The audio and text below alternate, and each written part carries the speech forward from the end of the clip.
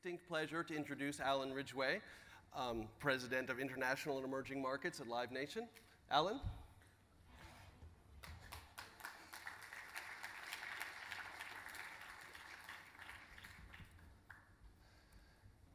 Oh, give me just one sec here to boot up the computer. There we go. Welcome to the stage. Thanks, Rob. It's a real pleasure to have you here. I know everyone in the audience is extremely interested in touring, so let's dive right in. Live Nation, everyone is very familiar with one of the biggest touring outfits in the world. Can you tell us about Live Nation's presence and business in Asia? Yeah, sure. We've been in Asia since about 2005 when we opened up an office in Hong Kong. To be honest, it's really only over the last 2 to 3 years that we've really focused as a business on Asia and the opportunities over here. So now we have 7 offices across Asia and about 50 staff. Wow! Wow! Last year, over the last 2 years, we've done around 180 shows, combination of international and domestic.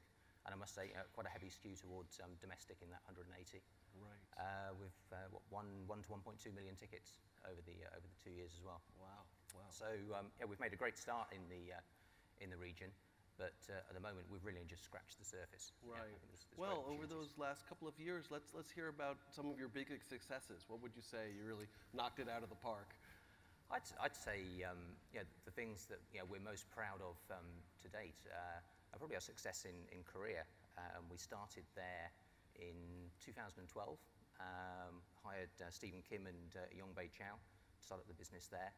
And our first year there was just an incredible success. We had some great international shows come through, but the real success was on the K-pop side, where we worked with YG Management on the Big Bang tour. Ended up doing 60 shows around the world, and helped them to produce that tour, and I think really elevated the quality of K-pop touring. Right. Yeah, that was a historic tour. I think people who are familiar with Music Matters will know that they actually did a presentation on that tour on this very stage last year, because it was such a historic tour for a K-pop band to tour so many countries and so many shows, right? So I think, I'd say that's certainly the highlight in terms of the international, the local or regional acts. And that's then helped us in that we've had other Asian acts approach us to see if we can do similar things with them. And that's led on to earlier this year taking Mayday to North America. And doing, 7 shows across North America, Taiwanese rock band. Wow, that's fantastic. And I'd say on the international side, the thing I'm really proud of at the moment, what Rob Spitz has achieved in China in a short space of time. He joined us in August last year, and the beginning of this year, we took Avril Lavigne on an 8-city tour of China. Right. Going to cities that had rarely seen international acts come through. Right. And that was a great success. Right. That was certainly groundbreaking in a lot of ways. I mean, a Western act like her to tour sort of second-tier cities, what they call second-tier cities, not Shanghai and Beijing. That's really a new thing. Second-tier cities with 10 million plus people. Well, it's China, so it's going to be huge population. But it shows the opportunity that's really there. Right. Well, you beat me to the punch. I mean, I think people here are particularly interested in China and the opportunities for international repertoire to tour there. Do you think it's expanding compared to the past? Yeah, I think if you look at what's happened over the last, probably even just over the last 12 months, the market's really taken off. Certainly, historically, the acts have been going to Shanghai, Beijing, maybe Guangzhou, but really maximum sort of 3 cities. Right. As we've seen with Avril Lavigne, there's now an opportunity to go to more cities. Right. So I think that makes it more interesting for the artist. Right. One of the issues that just generally we've had with international artists have with touring Asia is that it's often one show per country. Right. So it's expensive to tour around. If we can suddenly offer a group of shows in one market, it certainly makes it more interesting. Right. Well, this is what we were talking about yesterday in our panel on live touring in Asia. I mean, can we get more shows in one country and then tie a lot of countries together? Exactly. Yeah. But I think you just look at the success of some of the other shows in China. Not necessarily Live Nation shows, but Metallica, Bruno Mars that AEG did. Great sales on those. compared to maybe how shows were selling 2-3 years ago. There's been a real change. Right, yeah, no, that's exactly the one I was going to point to. Bruno Mars was just in April, and it was a huge success, yeah, fantastic. Since this conference focuses on Asia, but also includes Australia, I'd like to ask you about Live Nation's presence and business in Australia. Yeah, we started up in Australia in 2010 with Roger Field and Luke Head. And then in 2012, we acquired Michael Koppel Presents, so one of the biggest promoters in Australia. And the business has really gone from strength to strength. Last year was a fantastic year for us down there when we had the Pink Tour, where was it 58 or 60 arena shows, wow, breaking records in pretty much every city that she went to down there, and could have done some more shows. Wow.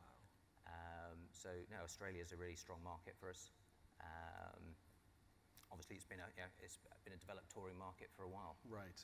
What we want to do is try and sort of take more of the talent that's going into Australia and help bring it up into Asia. Right.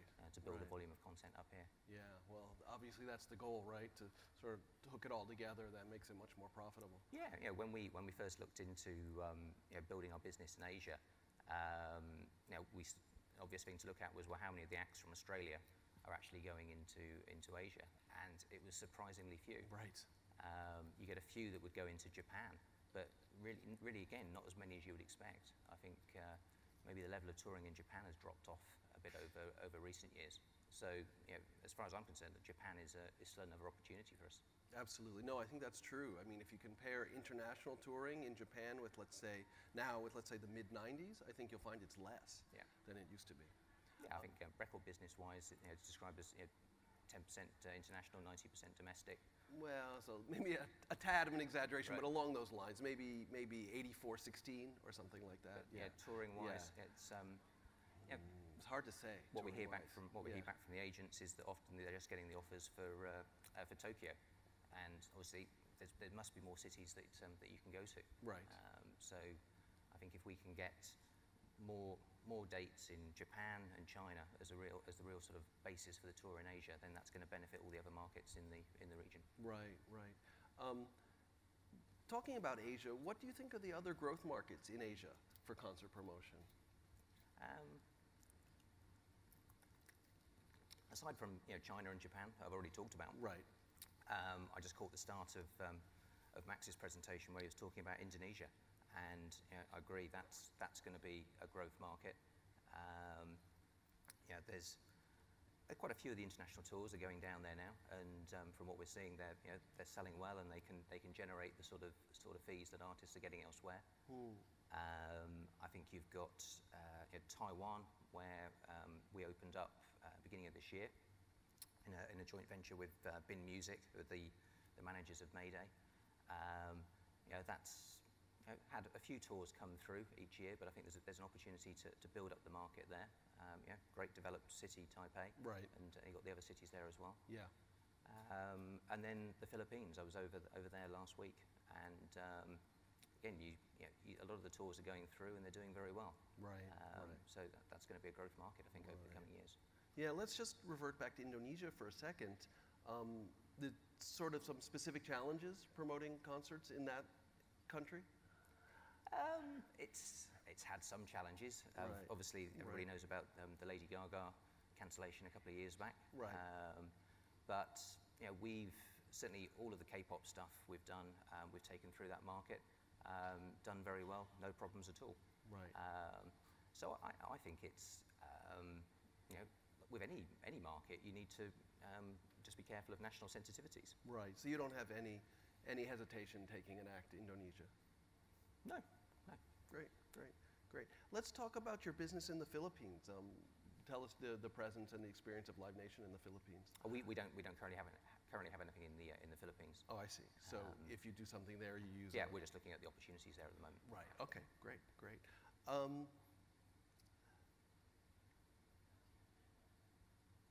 We covered most of the stuff. You're way ahead of me. How about the Middle East? I hear that you guys are doing a lot in the Middle East, and that's a territory that's very unexplored, I think, for international repertoire touring. Yeah, but we've been in the Middle East since 2007. Wow. Wow. And our business there is a combination of promoting shows, but also working with other partners in the region to provide them with shows. So I suppose that obviously the most developed cities are Dubai and Abu Dhabi. They do get a lot of the big stuff coming through. Of course, they're known for paying big fees, right?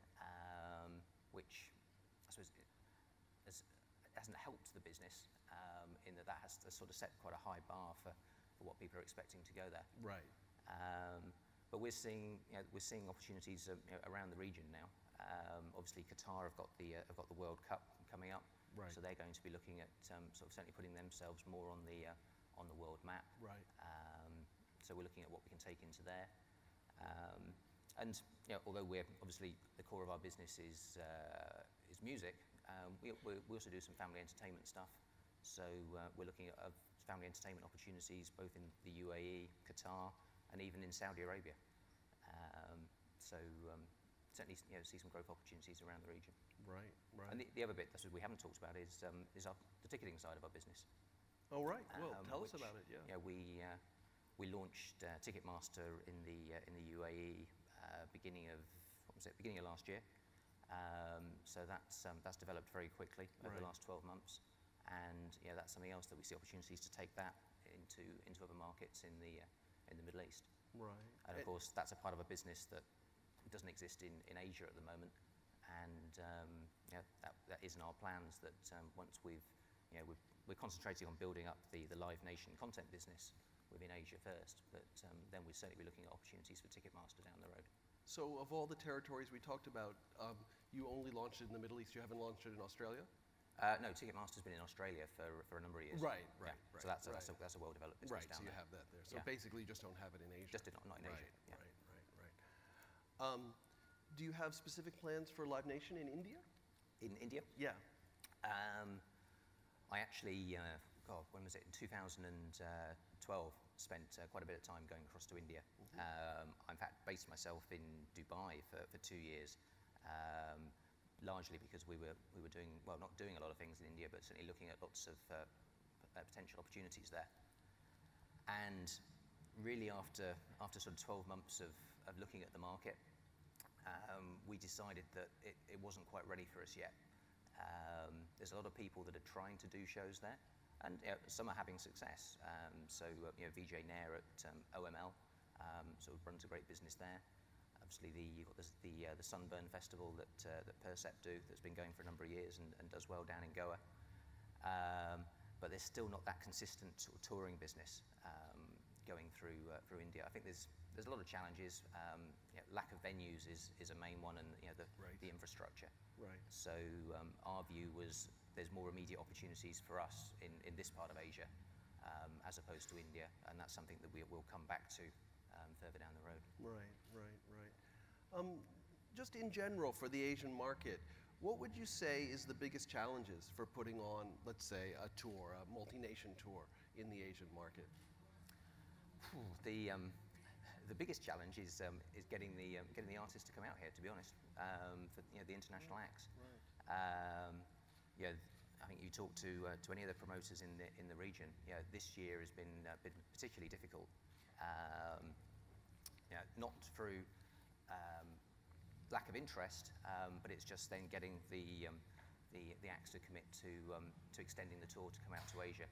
And I think a lot of it is what I mentioned earlier is the cost of coming here with doing one show per country. Right. So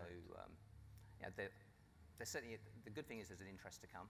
The challenge is just making the economics work. I think the second challenge that you seem to have here much more than I saw in, say, Europe is just general venue availability. And that's a combination of some markets not having the venues or not having enough venues. So I'd say Hong Kong would fit into that category, where you've got the Colosseum in the centre of Hong Kong, which is really dominated by the domestic artists. So very rare for an international act to go into there.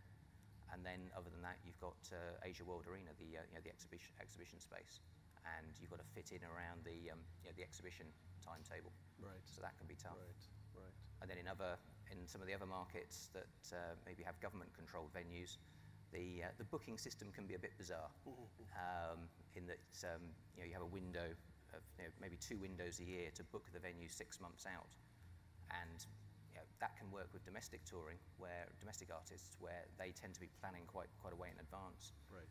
But international tours, often we've got 3 or 4 months' notice. So that can make it very tough in places like Taiwan, and then Japan can be quite tough as well, getting venue availability. Right, right, absolutely. You said in your remarks that this year you particularly had an issue with getting bands to come to Asia. Was there something about this year that was more challenging for bands, or? I think I don't know if it's more challenging for bands. I think touring business obviously goes in cycles. Right. It did look like this year was going to be quite a busy year for acts coming through, and a lot of them have now pushed their Asia plans off until 2015. I see. I think with economies improving in North America and improving in Europe, I think you're seeing artists play a lot more dates across there, and Asia then gets delayed a bit further in the touring cycle. Right. But we're hoping that 2015 will be a strong year here. Right. There's so many territories in Asia. They're each, have their own individual situations. How about Live Nation's presence and business in Thailand, especially with regard to Neil Thompson? We've worked with Neil Thompson and BEC Terror over a number of years, with the global tours that we bring through, like Sting. But I think it's pretty well known that we've been talking to them for a while. We have an agreement at the moment to co-promote shows in Thailand, right? And we're looking to evolve that into a full partnership going forward. Wow, fantastic, yeah.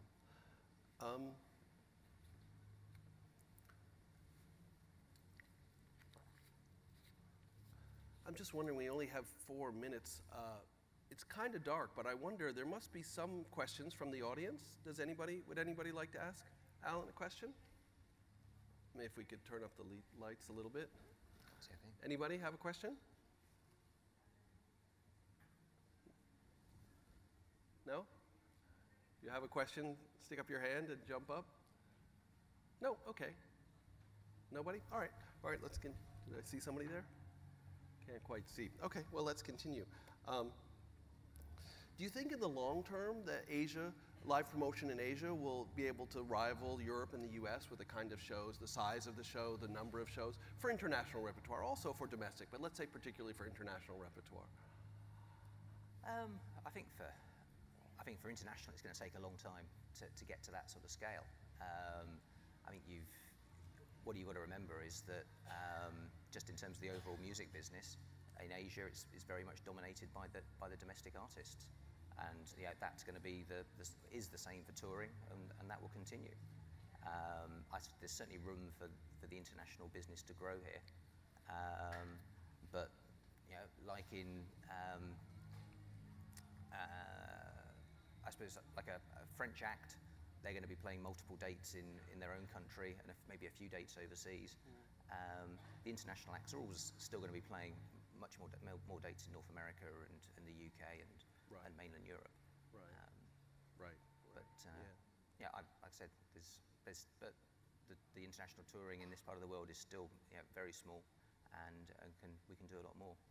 Right. And I think especially with the developing acts and mid-range acts, obviously you get a lot of the arena size acts coming through. But I think there's more that can be done to help develop acts and build them in the region. I think one of the problems that international touring may have suffered a bit from in Asia is that acts come here too late in their career, so they're already making big money in North America and Europe. Right. Of course, want to make the same when they come across to Asia, and that's not always possible. Right, they can't. But if they came earlier in their life cycle, then they could build up that presence. Right. And that's part of our job as promoters to encourage that. Absolutely, right. You guys, as you mentioned, you've really increased your business in Asia in the last couple of years. You set up offices here. Would you have any specific suggestions for major entertainment companies trying to set up business in Asia? Other than be patient, I think the key thing is to make sure you've got that local expertise. You know, we would never look to go into a country and take somebody from the UK or the US to run it. You may have somebody from one of your international markets in there to help guide the business, and, how you want it to be run. But you've got to have that local knowledge, especially important in our business. But I think it applies across most industries, really. Right. And do you think doing a JV with somebody who's already there, or buying an existing company, or setting up on your own, would you have a choice between those three, or just for each country would be different? I think each country is different. Like I said, Korea, we hired people in to run that business. Right. A lot of the business development work we're looking at in Asia at the moment is more sort of along the lines of a joint venture. If the right opportunity arises, we'd acquire. Certainly, historically, Live Nation has expanded through acquisition. Right. You look at how North America was put together and how Europe was created. Right.